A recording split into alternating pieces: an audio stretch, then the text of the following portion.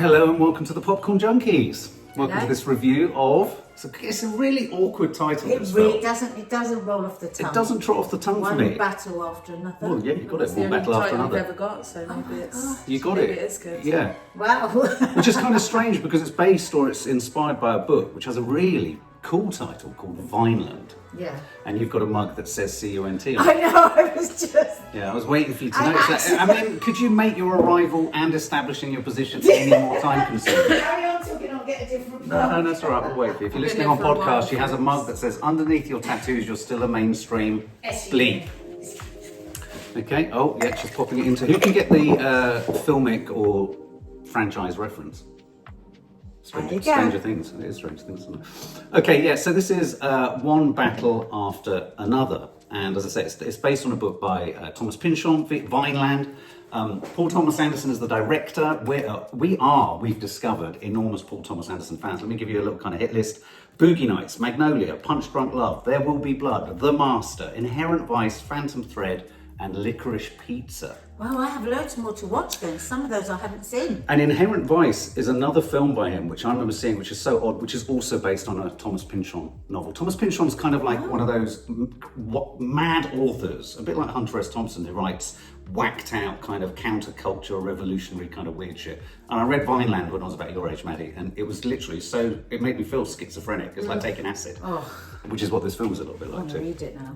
So we all saw the trailer before going into this. So we love Paul Thomas Anderson.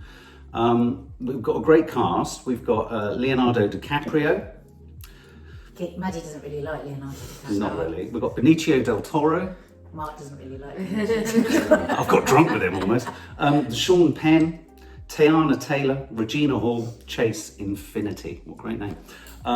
To name but a few. They're the kind of main members of the cast. And we'd all seen the trailer. So going into this film, what did we think we were going to get? Knowing that we loved his last film, Licorice Pizza. We've loved things like Punch Drunk Love and There Will Be Blood and lots of other films. What were we hoping for? Were you excited? Yeah, I was so excited for it. But I also get nervous sometimes because sometimes, trailers look so awesome for stuff and then you see the film and it doesn't quite live up. But, I mean, I knew it was going to be kind of crazy, whacked out, very eventful, kind of chaotic. Yes. And I almost am guaranteed to love anything that Leonardo DiCaprio does. That's what I was going to say. Yeah. She had a very, very bad crush from about 9. Yeah, like my first proper crush. Like crying into the pillow sort of crush. Well, I'm pretending I don't know. I knew this. Jesus So, and Christ. you've always said that Leonardo never disappoints. Apart from Hollywood, what was the movie that you really didn't like? He was good in it. Once Upon a Time in Hollywood. That's right. It's interesting though, because when I did the trailer reaction, a number of people underneath my trailer reactions that were sort of quite, popular, said, "Oh no, these days, if Leonardo's attached, I'm not entirely certain it means it's going to be a good film." Which is kind of the opinion my mother has, which is she doesn't always feel he's a reliable chooser of films. Yeah. Chooser of scripts. Yeah, but I disagree. I found every single performance he's put in really quite meaningful. I would say there's only been like maybe 2 films that were a bit like, why did you pick that? Yeah. But most of the In time, a long career, that's not bad. but still, his performance is always like. Absolutely. So I was totally sold on going to it. Yes. By the trailer. Yeah. And the director. It's like absolutely love Licorice Pizza and There's Something Threads, whatever that one. Phantom Threads. Yeah, it was good, wasn't it? That was Ed and Sandler one I showed. Oh yes. Oh God, brilliant. So I love him. But I had a few reservations. From the trailer. Yes, with Leonardo. Oh right. Because I don't like, what I can't bear is a really good actor that over pitches the kind of like comedy. Right. And because within the clip he was a bit frenetic and a bit frantic, and I thought, oh, is this going to be one of those where somebody's gone a bit British humour movie kind of style? Only for a moment, but that was my fear. I had no idea how long it was going to be. I didn't tell anyone. So that would have worried me. And none of us could bloody believe it when it came out. Yeah, it banks in at 2 hours 40 minutes. Don't let that put you off. No, because I didn't tell any of this lot. When we left, we were like, what? 2 Yeah. hours 40 minutes? Do not let it put you off. Well, I mean, so what were my feelings going in? I was kind of excited. I think if there was any one element of this that I was in any way concerned about, it was just Leo. Not because I don't like him, not because I don't think he's brilliant, But like you in the trailer, I worried he might be trying to reach too hard for something. Yeah, but we should have learnt by now that he's always going to be... Yeah, well, It was only a little fear. it was only a little bit. And then the Benicio bits were so cute that I thought, what if these are the only good bits? Yeah. And so it's billed as, I love the way they describe it on Wikipedia, an epic, dark comedy action thriller. They've basically covered every single horror conceivable genre there. But I would argue that this is all those things, but this sits within, I'm just going to do a little bit of filmy stuff here. I think it sits within a new genre that's developing since not just this Trump administration, but in an American culture that's pretty paranoid at the moment. And this sits in a new genre of what I would call paranoiac thrillers. And the last one that I saw this year was Eddington, which stars Joaquin Phoenix and Pedro Pascal, which not a lot of people kind of were thrilled by it. I thought it was excellent. I thought it was really stressful and intense and would be a fantastic, having seen this double bill with this film. So I think there's a real thing going on with filmmakers at the moment, American filmmakers, which is exploring, inadvertently, because these will have gone into production and been greenlit before this Trump administration, which are kind of exploring that schizophrenic paranoia. Yeah. So I mean, I was looking forward to that collision of comedy, thriller, and what have you, which surprised us all, I think, with Licorice Pizza, didn't it? Just how engaging it was. Another perfect film. So the premise, we've kind of got a bunch of revolutionaries. The book, I think, is set in the 80s and flashes back to the 60s, whereas this film is much more set, I think, in the 90s, early 2000s, and flashes back to the 80s. So thus you have things like mobile phones and shit like that cropping up. And there was a roller skirt, if that helps anyone. There was a roller skirt, but you didn't have mobile phones and shit in the book Vineland. And basically we've got a bunch of kind of revolutionaries, haven't we? The film starts in a mission. Oh, I wanted to take the Vara t-shirt on. I mean, right from the beginning, I wanted to smash things up and sort of go mad. Didn't you? The power of it. Was it Teyana Taylor just walking up and down the top on that kind of highway? Yeah, so let's not skip by that. Her entrance. Oh, yeah. Wow. Fucking hell. A knockout start to the film. Teyana Taylor, her face is phenomenal. Her body as well. The way she moves, everything. She is, she blew us all away. Yeah, she's got a real power just to... magnetism. She's like a sculpture. She's like an Easter Island sculpture in woman form. Yeah, she does look real. Mesmerising. And so you've got her, who's this kind of thrusting character within this bunch of revolutionaries. Also in there is Alana Haim, who's the actress who was in Licorice Pizza. A whole bunch of kind of, I was getting almost a little bit right at the front. There's Leo, and then Leonardo's there, kind of a bit hapless. Oh, totally. This is a very unvain performance. Wow. He is clever. He's smart. He's smart. moving into his older. He wants the next 30 years to be making movies, and he's not afraid. He's not having facelifts. He's not doing the Botox. No. He's lost a bit of weight. I thought he lost a bit of weight. He's lost a bit of weight. Can I just say, were you getting, because this is one of Maddie's favourite films, I was getting fantastic Mr. Fox vibes from him, a little bit.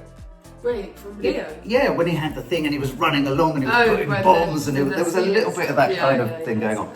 So anyway, so he's the bomber, isn't he? He's the one who fires the bombs, Rocket Man, they call him. And the lover of Teyana Taylor's character.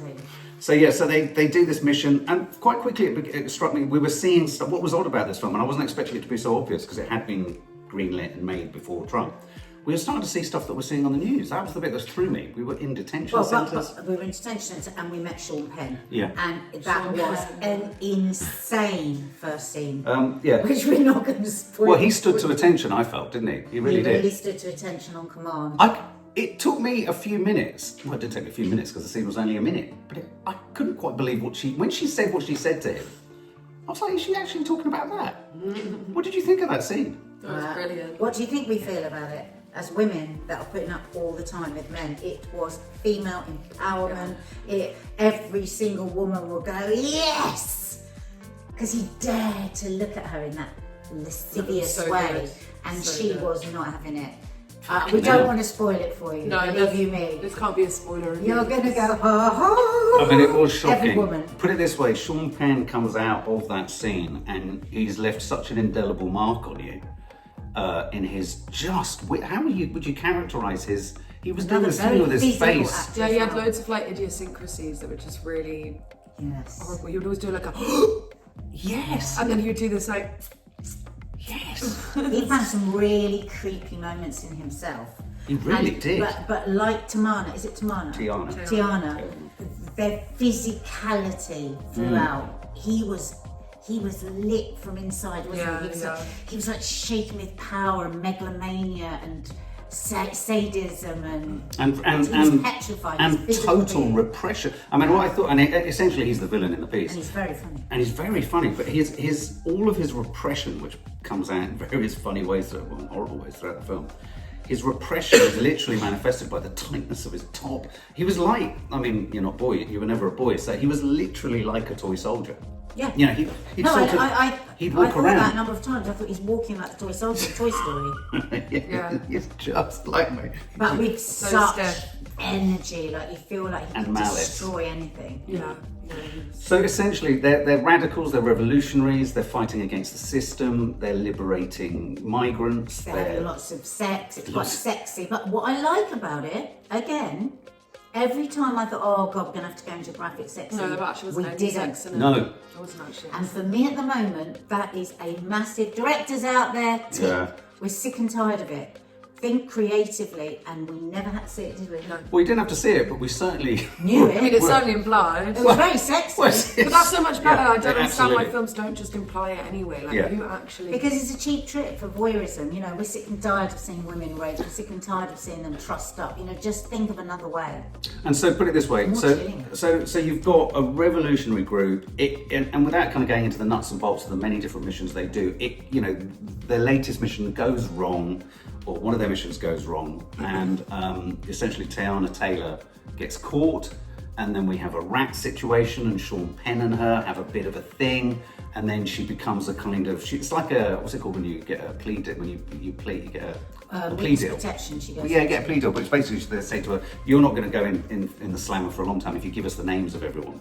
And therein lies the problem, because essentially she's had a child, hasn't she, with Leonardo DiCaprio. What did you think of their romance? I loved it. Like, it was so interesting, wasn't it? Yeah. Because it threw everything on its head. It's like, this woman would never fancy this man. No. This man wouldn't be able to have sex in the way that this woman wants him to. Everything was like the opposite, wasn't it? Yeah. So I loved it. It was a surprise. Every moment of it was a surprise. Can I just say one of the most wonderful things about this film is every time I think about it, I remember just a tiny scene. The joy of filmmaking in a film of this length is the amount of effort that goes into shooting any scene in a film. I think people underestimate the extraordinary effort that goes into any incidental scene. And there was a moment which for me was a defining feature of Teyana and Leonardo's relationship prior to her. Basically, she kind of heads off.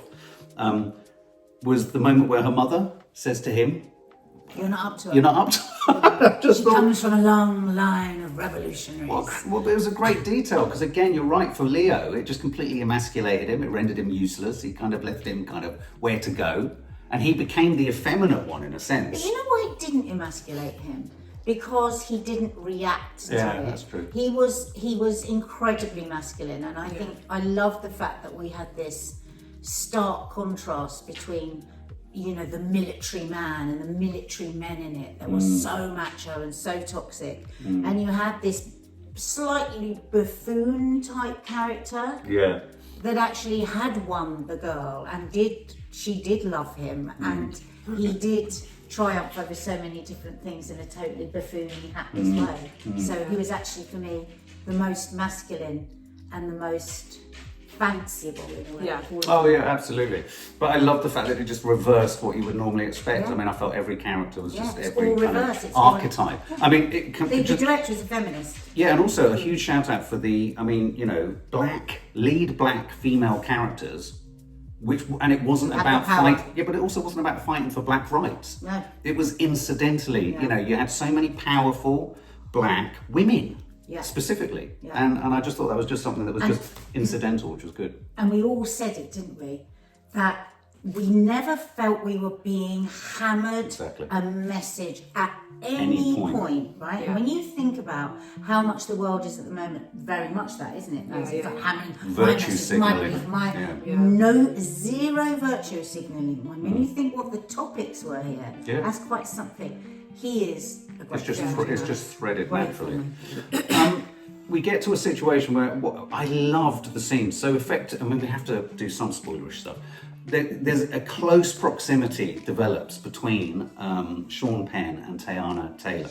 Yeah. That is the absolute crux of the film, is what happens between them, what hasn't happened between them. And so you have threaded all the way through this film, I think, a really, really powerful tension, which really sits with Sean Penn about a dark foreboding, but also a dark foreboding in him that essentially is the passion he should not speak, which is his love for black women his lust, exactly. Yeah, that scene in the supermarket. Yeah, when he just came up to Leo. How good was Leo? Fucking hell, Leo looks so... But it's a great scene. So is it the only time we see them come together? Yeah. But Sean Penn is so batshit fucking crazy in this film that Leonardo didn't have to act there. He was probably in the kitchen shitting himself. I mean, Sean Penn's got that Dennis Hopper thing about him, which is like, where the fuck is he going to go with this? Yeah. And if he was a sound, if his character was a sound, it would be and it's kind of like, that's your feeling the whole time he's on the screen. It's also like this, he's so like red and veiny all the time. Like he just feels like he's about to blow any second. But it's kind of good because I would say that you don't fully see him burst in the film at any point. No, you don't really. I mean, it's you see him, he has his moments, but... Oh God, he practiced some. At one point his eyes nearly flew out. Nah, he's still got... No, I know what you mean. Really internalised. I know what you mean. So good it's literally, he's like those husbands from Real Housewives of New Jersey, ripped up but with muscles rather than fat. And even though he's so evil, again, genius actor. Yeah. There is pity for him from us, from the audience. I felt pity for him. Oh, if yes, he was totally. Just that pure evil, which is always. But was part of that achieved by his diminutive size? You felt this is a little man syndrome. It was all his subtext. Yeah. It was whatever his subtext was nuts. I'd love to see the notes on his script. Yeah. Before we then get into the kind of the meat and veg of the film is really Leonardo DiCaprio years later with grown-up daughter that he's had with Teyana. Their sort of historic revolutionary past catches up with them, and essentially the film becomes a dad goes in pursuit of daughter thriller, anarchic thriller. Like you've never seen. Yeah. Like you've never seen. Yeah. Don't think that doesn't give you any. You can't box the film into any kind of category. It's its own thing. And that's why it's kind of difficult. Why we are sort of scooting around a bit with what we reveal is we want you to have the same surprises that we had, and maybe we do another review further down the line where we all just talk about. Well, because I was saying to one of my mates, because when I got back I was like messaging my mates just being like, this new film, you're just going to see it, and they were like, what was it about? And I was like, I don't want to tell you, because I feel like, especially with movie trailers now, it literally spells out the entire film for you. Like you could get away with not seeing most movies because the trailer literally shows you the entire film. Absolutely. You know exactly what's going to happen. It shows all the best bits. Yeah. And this trailer was very good for that. And like this trailer had great bits in it, but it did in no way showed you all of the best moments in the film, and also gave you no idea as to what actually the film was about. I sat down and I was like, I don't actually know what I'm about to watch. Yes. Well, your mum asked before we went, you said, what's it about? And you quite rightly came into the kitchen and said, it's not really that kind of film, Mum. Can't really, because you can't. It's not like... my headline would be, it's about revolution. It's about revolution, but it's the thriller. That's not like what it is all either. great stories, because the first thing I said when we came out was, what a story. Oh. What an amazing... I mean, I didn't know it was a novel when we went in, but we watched a novel.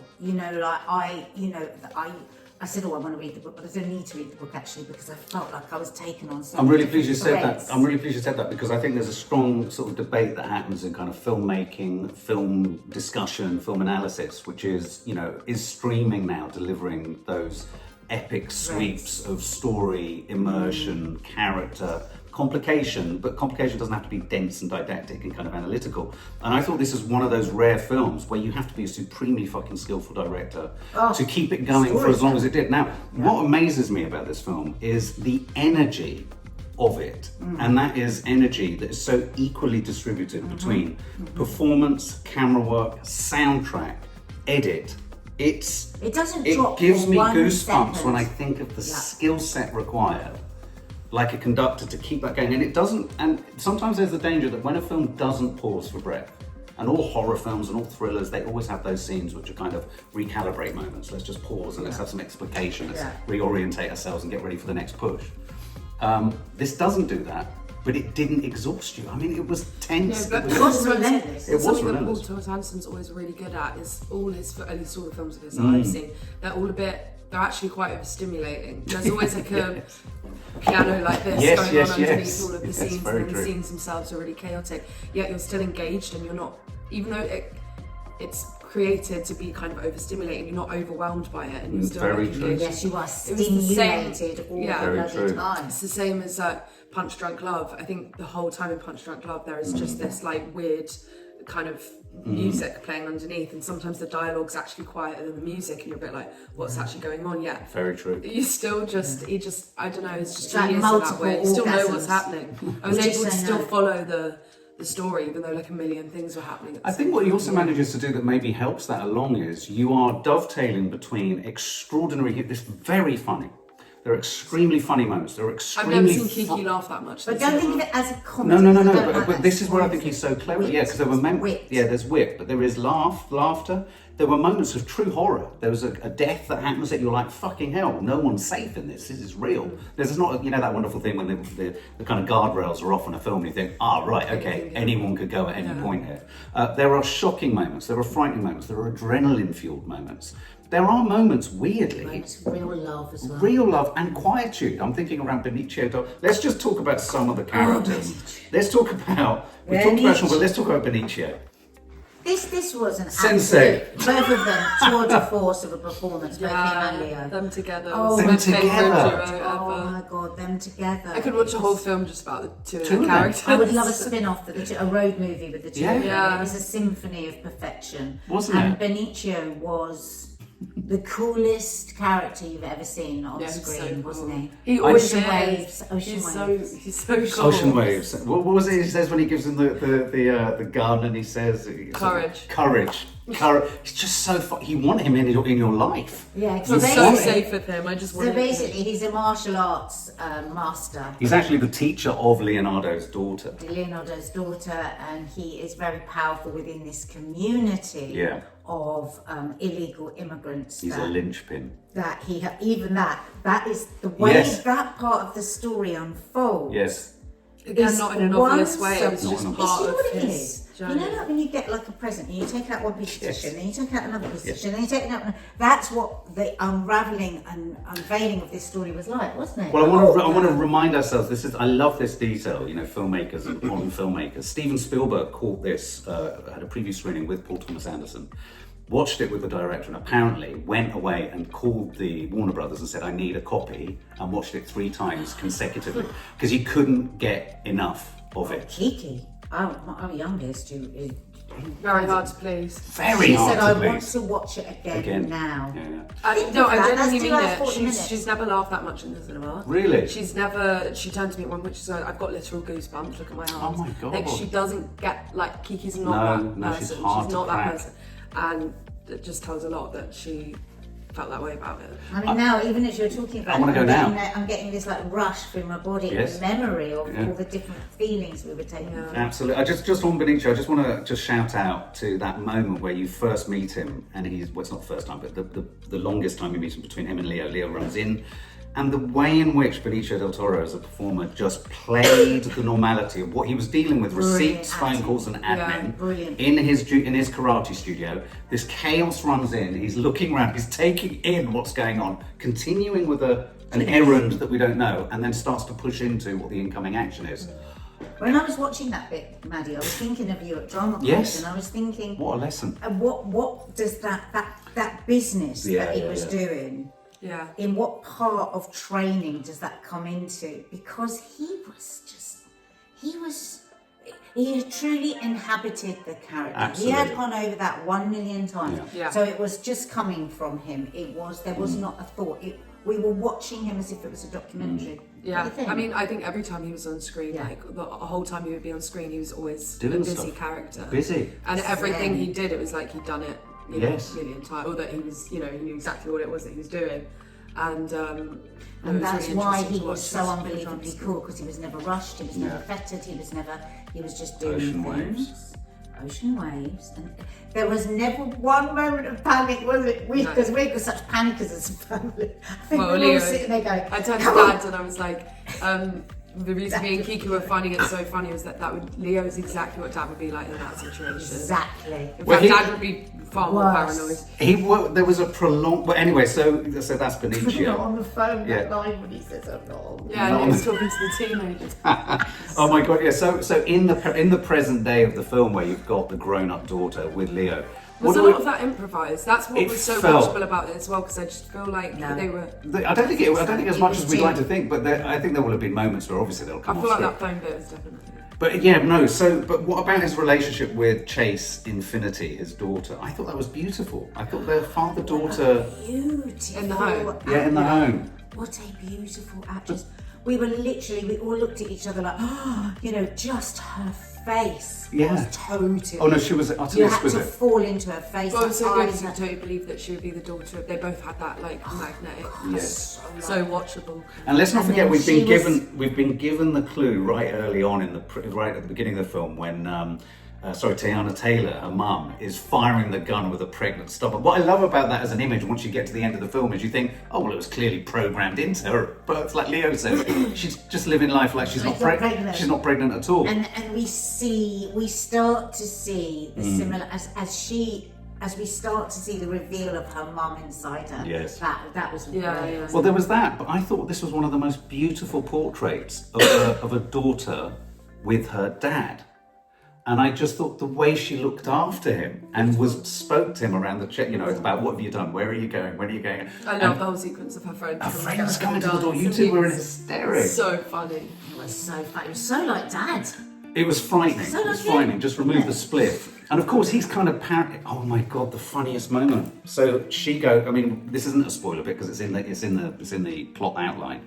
But when she essentially goes missing and he's looking for her and the hunt is on, the moment he gets the call from the old revolutionary colleagues and he's asked for the fucking password. It's been like 17 years. Brains. I think Leonardo DiCaprio right there won himself an Oscar. That was just. And I howled with laughter at the point that he was given another chance for the password. That's what I was saying. We had a woman in front of us. Oh my god! Who, towards the end, could not hold it in any longer. She was like, "What?" And she was like, "Yes." It was such a great atmosphere in the cinema. Yeah, everyone was reacting to everything. It's a really feel-good, sinewy, clever, dense film. Let's just talk quickly about the Christmas Adventure Club. Now, the Christmas Adventure Club, very chilling. This is, and again, this the idea that we live in now, which is this world of billionaires and oligarchs who are kind of controlling. Imagine all the Elon Musk and all of that, an underground group. Yeah, really creepy. What's it called? What's the Illuminati? It had that sort of thing that people talk about. Well, anyway, Sean Penn's drive is that he's kind of been offered possibly to get into this, but he has to be cleaner than clean. Almost Ku Klux Klan, aren't they? That it's like everything. Every nasty white supremacist thing, this is what they are. And think the plantations and that sort of white supremacy on just like the very wealthiest and the most elite. They were all so good. They were all so good. I couldn't believe so those believable. Things. You could almost watch it and be like, oh, these are just like a real group of people. Because it was like the most dignified mafia discussion, wasn't it? It was like but it was so clever because the way they would have that conversation was just like the actual stuff that they're talking about. The way they're talking about, you wouldn't know that that's what they're discussing.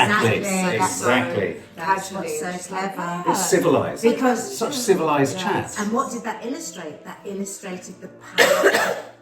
It illustrated the power of the echo chamber. Yes. So when you're only with people that totally agree with you, you are so comfortable to say the most, because they're no longer the most outrageous, dreadful things. Absolutely. They're just the way of the world. It's the absolute antithesis of a scene, say, from Scorsese's Goodfellas, where you can see what they're all planning and they're all saying, take him out, what you're laughing at me, I'm a funny like a clown. I don't know if you noticed, the old man, I couldn't help but feel was a riff on Biden. Bit of dribble down his chin. I leant over to you at that point. He's got fucking dribble coming down his chin. And so Sean Penn is trying to ingratiate And also, this he group. was just the guy that they'd kind of called to a meeting. I don't know if you noticed, but the entire time throughout the whole duration of the scene, he was just staring at him, and he didn't look at anyone. Yes, yeah, the old guy. The old guy dribbling Yeah. only stared at the guy that they were talking to, and then he said only So like a few intimidating. lines, but other than that, he was just staring at him. And it was a masterful performance. So creepy, and yet again spoke to everything that's going on in America without hitting us over the head with it. Yes, It was he just, you know. never hit over the head. And the character, the guy that was interrogating everybody. Oh my God, he was great. That was an actor called Jack Trout. He was just one of the senior officers who kind of intercepts the kind of prom party that Leo's daughter goes to whilst they're trying to hunt. Because you've got so essentially Sean Penn's hunting for his daughter, Leonardo's hunting for his daughter, and it's just brilliant.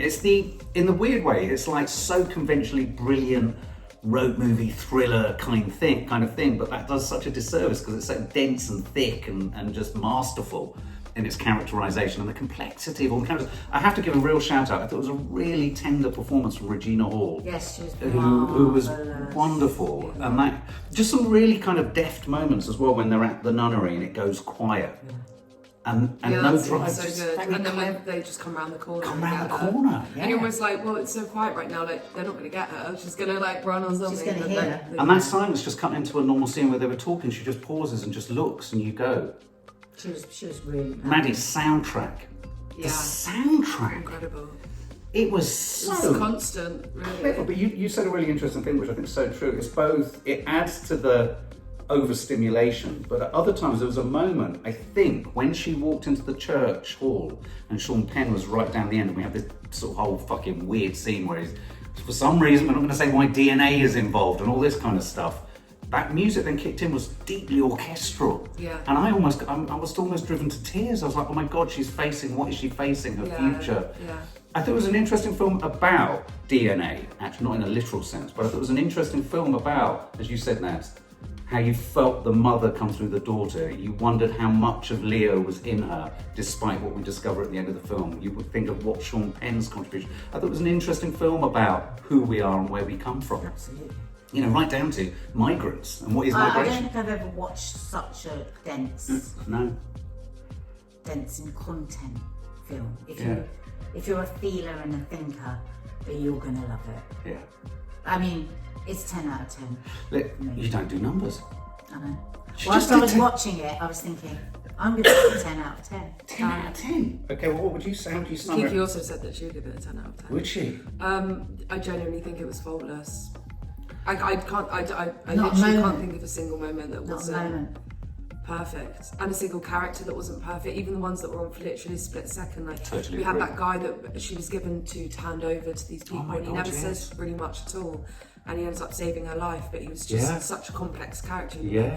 He didn't say much at all. You know, The guy handler. that- Yeah, the handler. Yeah. Right down to the guy was that's brilliant. just sat there when she's handed off, and he's just like, "Yeah, cheers, buddy." Yeah. Like just there was so much depth to Every everything. single Plot, scene was good. character. Even if somebody had one, even the children, Even the guys- even the the children- The children were great. The guys, the skateboarders, that were running skateboarders. across the skateboarding, thing. like, oh, it's just Running a across the chocolate box roofs of was such a- perfection. yeah. It's just like watching. It's just like watching real life, really. Yeah, You yeah, just yeah. have the main characters that you're kind of following, but everything was just so believable and real and deep that you just. Yeah, I haven't had a film where I believe everything in it to Everything. that extent. Totally agree. There's not a stitch that is dropped. Right That's what I down would to, say. and I thought it did a This will really. break friendships up. If you, yes, it's a bit like the first if- Joker film. Yeah, it's going to break people's relationships something- because it's one of those where if somebody would say to me, "Oh, I thought it's a bit boring. I thought it's a bit." I'm never going to be able to look at you normally again. I've got the ick. I'll tell you what you do.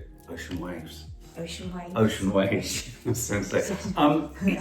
Interestingly, I mean, I would say I've got to give a shout out from a technical perspective. There is a drive. Oh my. You know, I when road, you know, was car so chases. stressed. Car chases. You feel we've all seen them. You can only do so much Never with a car seen a chase. car chase like This does something with a car chase unlike anything I've ever seen without doing anything which involves acrobatics or special effects. But the one thing I do want to give a shout out to, it's so sensationally clever, is that there is a whole sequence of chasing, and you've got the camber and you've got the hills of the roads in America. I remember years ago when I was in America filming the race across America, cycling, I tried to recreate a shot that was in Mississippi Burning, and in Mississippi Burning, which is a great movie, there's this shot across the road and you see a car come down and it disappears and then there's no cars. Then the car comes up the front and then you see the police car with the KKK at the top come back and then they disappear and come back up. Yeah, chilling. Anyway, I got the shot in America. It was so excited. I got the cyclist. I was like, this, I've got to go back to America just to do this. Because you can see that there's no special effects and no visual effects used. Because there are certain points where when it goes down, it's on such a long lens, the grain of the tarmac was in your face. And the disorientation. I had to, I'm so glad we all saw it together as a family. Yeah. But that goes on forever. Oh, now, when I say clever. that, It does, you literally don't know when it's going to end. Oh, boring. No. Because I would usually go, oh. Yeah. But I was having to look at I was the getting like family. motion sickness from it. Yeah, I was Literally, too. like, oh We my were all God. going, is this happening? Yeah. It was so I thought visceral. it was brave how long That's what's you so let it good go because on. this film, I would say majority of the film is really choppy and you're kind of going from thing to thing, but it's not afraid to really sit in moments like that and it makes those moments even more effective. And like, even though there was kind of continuous music playing underneath everything, like this kind of simmering underneath, there were moments where all of that was completely stripped and there was nothing and all of it was effective. And top draw lessons and like wonderful little moments like this. I mean, it's an absolute just Aladdin's cave of treats for movie fans and lovers. It's like the moment where his daughter, Chase Infiniti, is sat outside his kind of log cabin, if you like. And we're intercutting with the police going into everywhere and Sean Penn chasing. And we just kept cutting back to that shot of her just sat in front of it. There are moments of extraordinary tranquility that are intercut and interspersed with the constant kind of toing and froing of storytelling. And she was just literally sat outside. I just thought there was such beauty, there's poetry, there's everything in this. Yeah. This is, I think, one of my favourite films of all time. I think it is my favourite film of all time. Wow. Wow, just straight up. Straight up. I mean, of course there was something brilliant for us, but come on.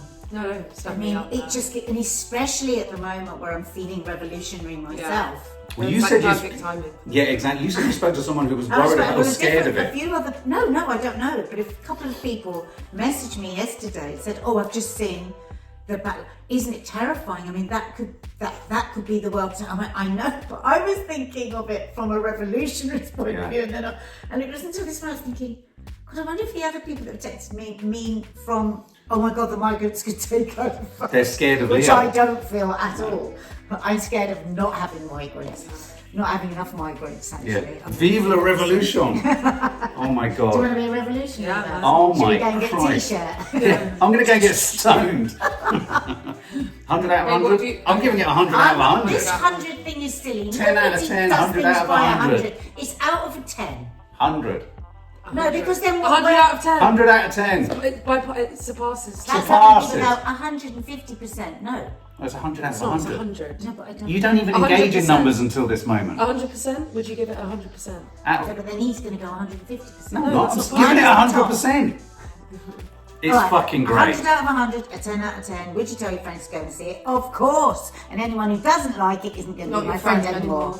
anymore.